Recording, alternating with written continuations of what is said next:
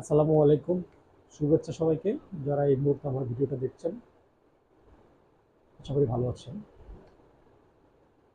তো আপনারা সবাই অবগত যে আমাদের সম্মানিত শিক্ষকরা দীর্ঘদিন ধরে তাদের কিছু ন্যূনতম দাবি দাওয়া নিয়ে, যেটা তাদের ন্যায্য অধিকার, সেই দাবিগুলো নিয়ে তারা ঢাকাতে আন্দোলন করছেন এবং অনেক আন্দোলন সংগ্রামের পর অবশেষে সরকার কিছুটা হলেও তাদেরকে তাদের কিছু দাবি দেওয়া পূরণ করার জন্য কিছুটা অঙ্গীকার করেছেন এবং তাদের দাবিটা পূরণ করেছেন বলা চলে, এবং এই জন্য সরকারকে অভিনন্দন।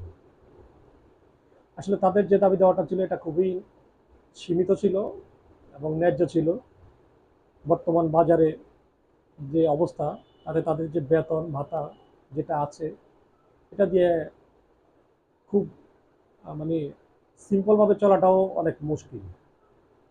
তারপরেও শিক্ষকরা গ্রামে গঞ্জে থেকে হয়তো এর বাইরে আদার্স কোনো যদি ইনকাম তাদের থাকে, সব মিলিয়ে হচ্ছে মোটামুটি মানবত জীবনযাপন করা হলেও তারা চলে। তো অবহেলিত আমাদের শিক্ষক শ্রেণী, খুবই অবহেলিত, যেটা হওয়ার কথা নয়। তারপরে আমাদের একটা ক্ষোভ থাকে যে আমাদের শিক্ষা ব্যবস্থাটা পিছিয়ে আছে, যে শিক্ষার মানটা আমাদের অনেক নিম্নমানের। এই ক্ষোভটা আমরা অনেক সময় আমাদের শিক্ষকদের উপরে ঝেড়ে থাকি বা দিয়ে থাকি। যদিও শিক্ষকদের এখানে কিছুটা দেয়, বাট বেশিরভাগ ক্ষেত্রেই হচ্ছে যে সংশ্লিষ্ট যারা আছেন শিক্ষা বিভাগের, তাদের কারণে হচ্ছে শিক্ষার আজ এই বেহাল দশা।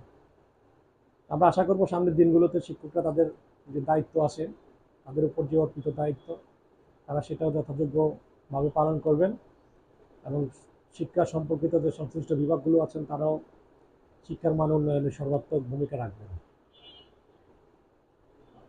তো অনেক লড়াইয়ের পরে শিক্ষকরা যে তাদের ন্যূনতম চাওয়াটা কিছুটা পেয়েছেন, আমরা আশা করব যে তারা তাদের যে যে অধিকারটা তারা চেয়েছেন সেটা খুব শীঘ্রই বাস্তবায়িত হবে এবং তারা ভোগ করবেন।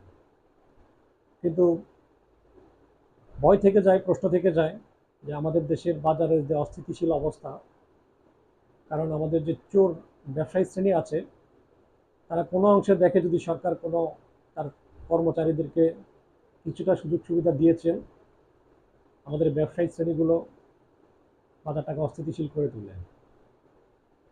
যদি এরকমটা হয়ে থাকে, তাহলে শিক্ষকরা যে টাকাটা পাবেন সেটা যে খুব বেশি তারা উপকৃত হবেন এটা বলা মুশকিল।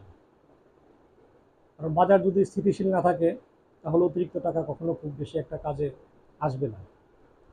যেখানে শিক্ষকরা 2000 থেকে 4000 টাকা পাবেন, অস্থিতিশীল বাজারের কারণে যদি খরচ আরও বেড়ে যায় বা 6000 থেকে 8000 হয়ে যায়, তাহলে এই পাওয়াটা আর না পাওয়াটা সমান কথা।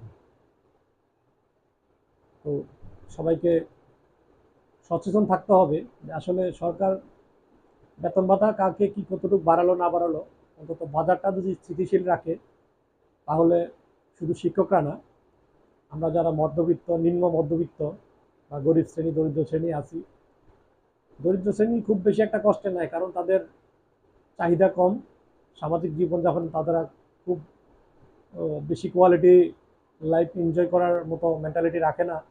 তো সেক্ষেত্রে তুলনামূলক তাদের ইনকাম তাদের খরচের চেয়ে বেশি। কিন্তু বেশিরভাগ ক্ষেত্রে কষ্ট হয়ে যায় আমরা যারা মধ্যবিত্ত, নিম্ন মধ্যবিত্ত আছি তাদের।